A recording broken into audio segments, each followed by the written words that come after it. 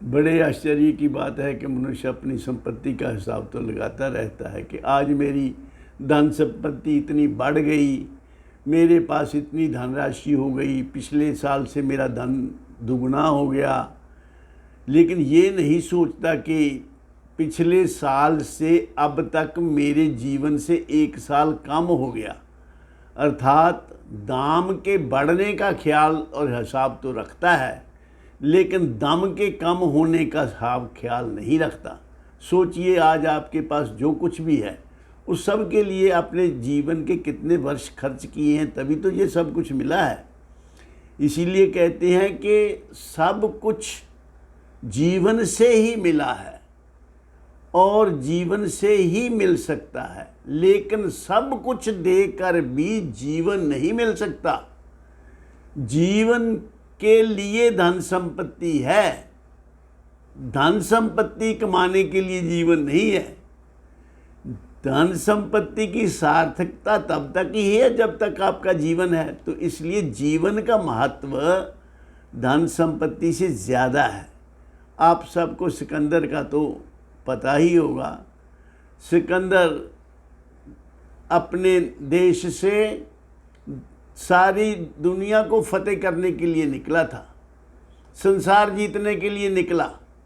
मिस्र, Syria, Iran, Afghanistan और वर्तमान पाकिस्तान को उसने जीत लिया और व्यास नदी के तट तक आ गया। उसके आगे हिंदू राजाओं का राज था और लड़ते लड़ते इतनी धन संपत्ति इकट्ठी कर ली और कई साल उसके घर से बाहर रहने के कारण उनकी सेनाओं में जो था असंतोष फैल गया। सेना ने कहा, हम इतने सालों से अपने परिवार से दूर हैं, अब हम और नहीं लड़ना चाहते, तो उसे वापस जाना पड़ा। बहुत सी धन संपत्ति ले करके, हीरे मोती जवाहरात ले करके अपने देश चला गया। वहाँ जाके दैव योग से कुछ समय बाद वो बीमार हो गया। बीमार हो गया तो बड़े बड़े वो बुलाए गए, डॉक्टर, वैद्य और ज्योतिषी बुलाए गए, तो सब हार गए। कहते अब तेरा अंतिम समय आ गया है, हम कुछ नहीं कर सकते।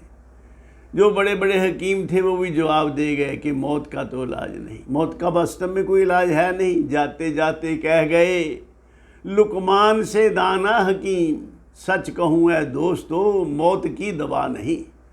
तो मरने के लिए तैयार हो गया। यहाँ तक कह दिया कि मैं जो भी संपत्ति धन इकट्ठा करके लाया हूँ, मैं सारा देने के लिए तैयार हूँ।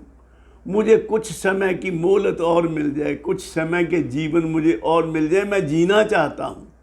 परंतु कोई कुछ नहीं कर सका। सब कुछ देकर भी जीवन नहीं मिल सकता।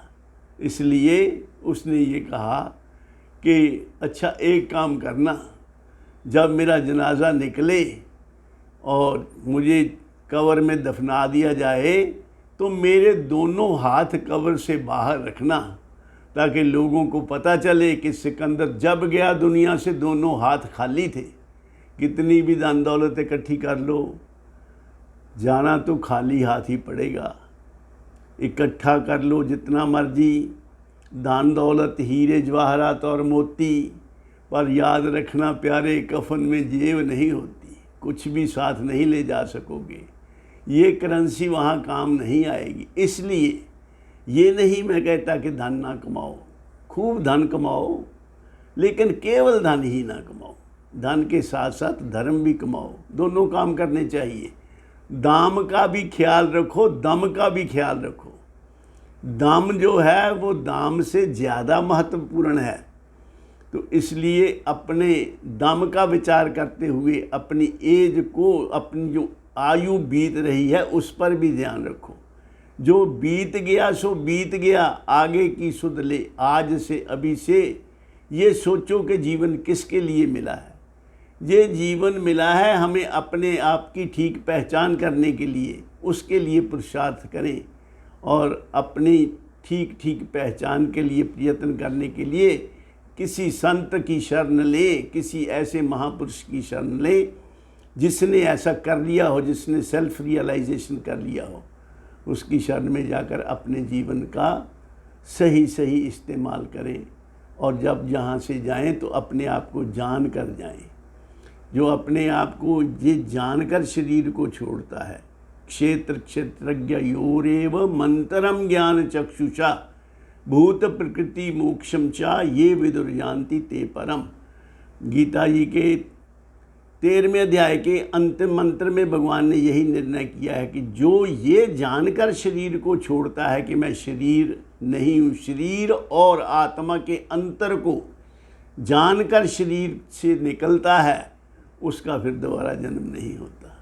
तो जन्म मन से मुक्त होने का यही उपाय है कि हम यथार्थ बोध प्राप्त कर लें। इन्हीं शब्दों के साथ मैं अपनी वाणी को विराम देता हूँ और आप सबके कल्याण की कामना करता हूँ।